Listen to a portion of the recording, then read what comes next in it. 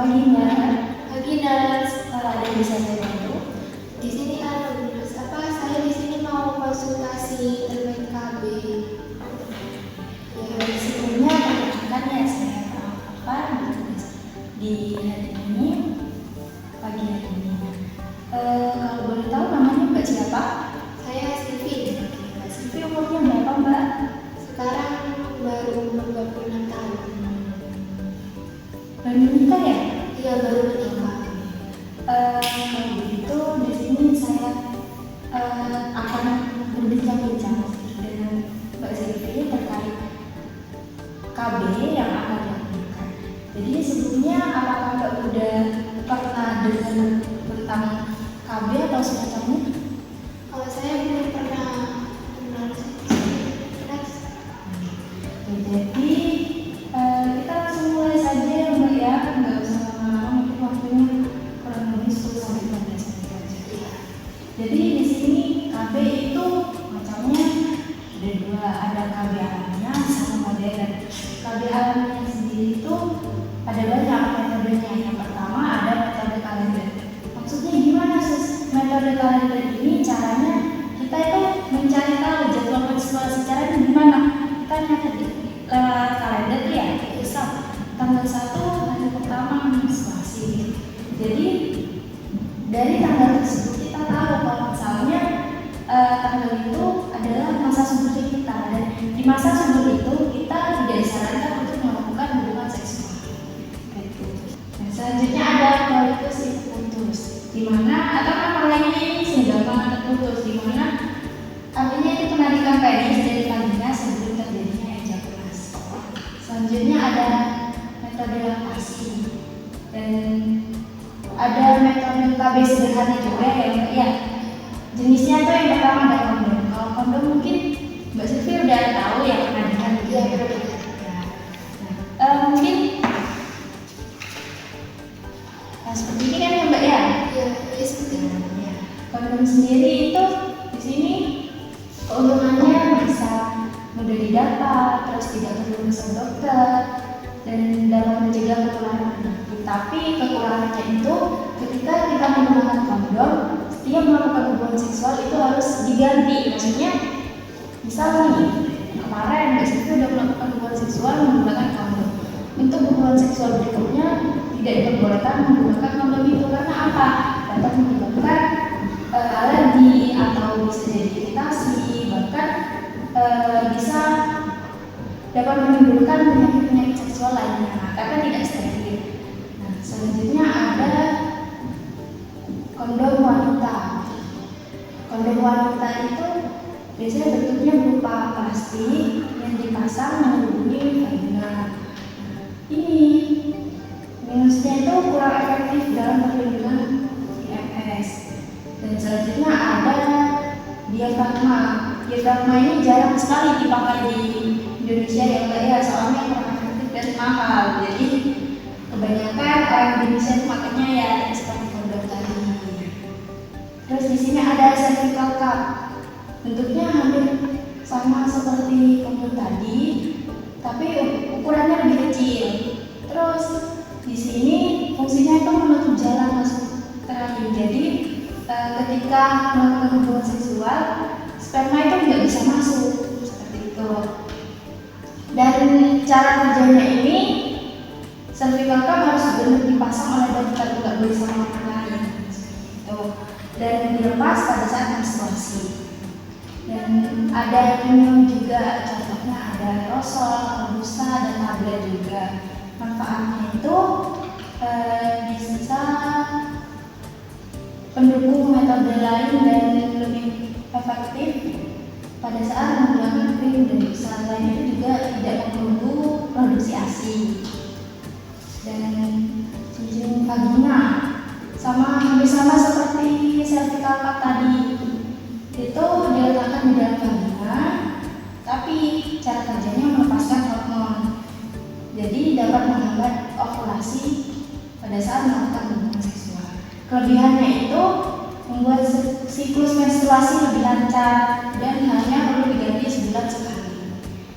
Tapi ada kekurangannya, yaitu cincin vagina tidak bisa memberikan perlindungan terhadap penularan penyakit. Jadi resiko penularan penyakitnya itu lebih besar, gitu. Dan harganya relatif mahal.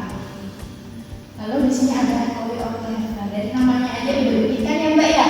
Alat kontrasepsi ini bentuknya mirip dengan koyok dan cara pemakaiannya tuh sama, ditambahkan pada kulit dan digantinya seminggu sekali selama 3 minggu seperti itu. Dan cara kerja koyok ini melepaskan hormon yang sama yang terdapat pada pil KB seperti itu. Selanjutnya ada KB modern. KB modern yang pertama ada suntikan. Mungkin kalau suntikan Mbak Siti sudah sering lihat, mungkin tetangganya ada. Ini kalau suntikan mungkin ada efek atau akibatnya yang pasti ada pusing, mual, terus menstruasi yang tidak keluar selama 3 bulan, kadang-kadang sampai pendarahan, keputihan, bahkan perubahan pada berat badan. Kalau suntikan ya berarti cara penggunaannya disuntikan ke dalam otot seperti itu ya. Itu durasinya tiap 3 bulan sekali dengan pelonggaran 1 minggu. Selanjutnya ada pil KB.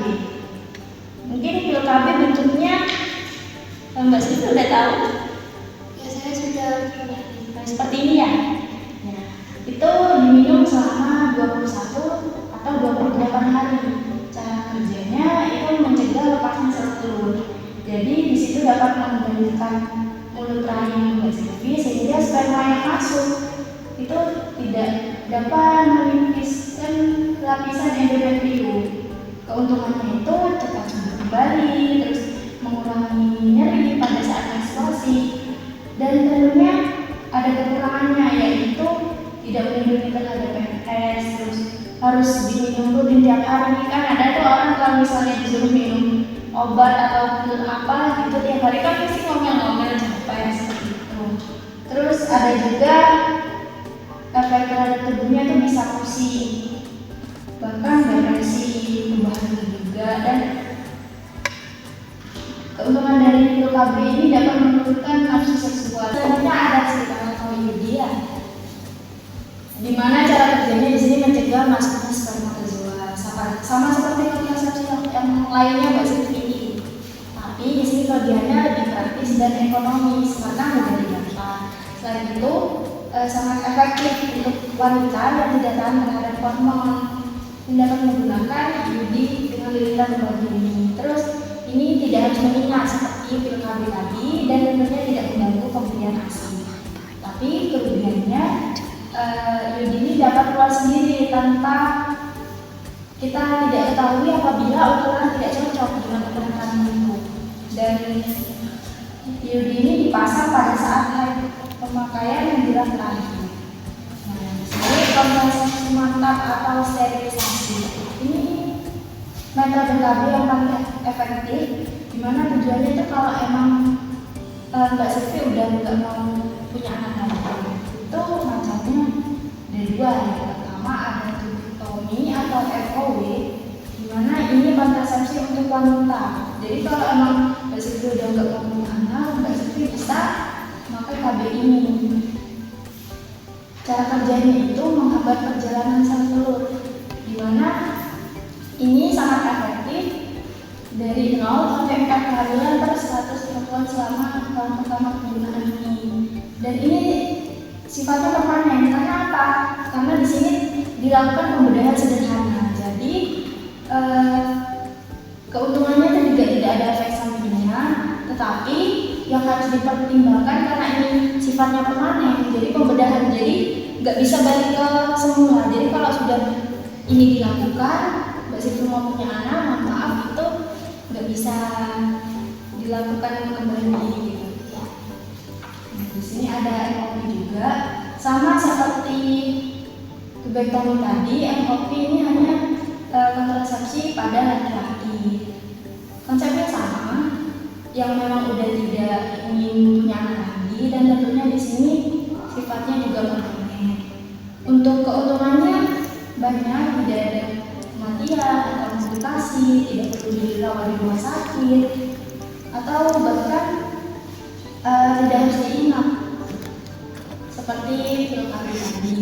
Tapi di sini sama, harus dengan pertimbangan karena di sini dilakukan penggunaan.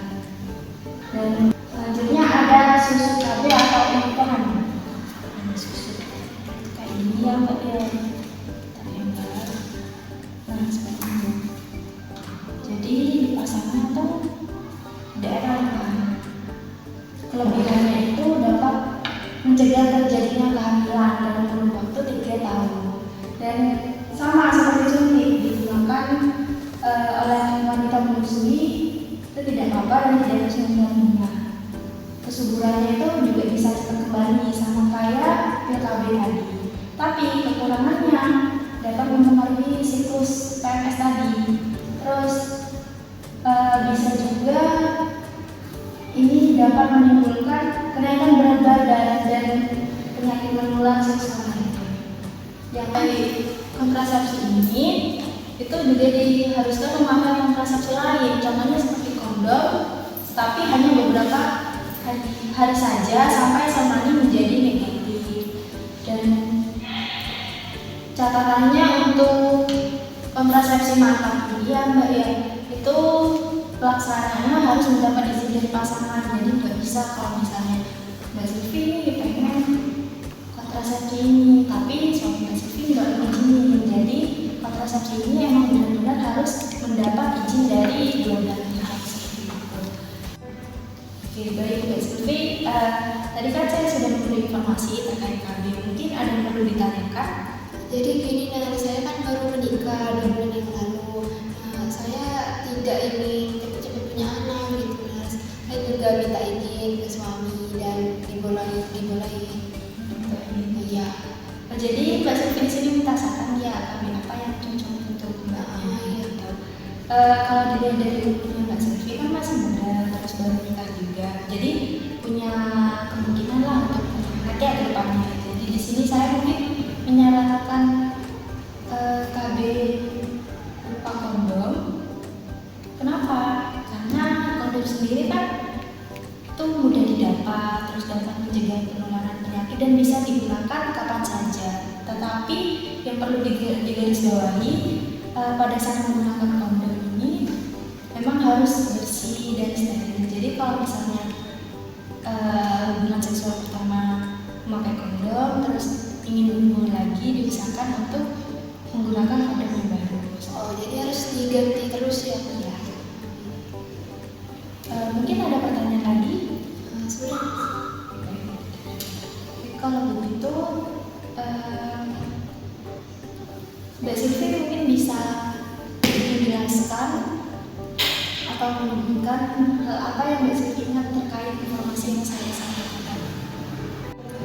Jadi ini kan tadi Les bilang kalau pakai KB kondom itu kan harus diganti terus ya. Kalau nggak diganti itu apa namanya akan mengakibatkan infeksi gitu ya. Iya. Oke, baik. Karena waktunya saya kira sudah cukup dan Mbak Silvi mungkin ada yang ditanyakan kembali. Sudah. Oke, baik kalau begitu saya akhiri ya. Terima kasih.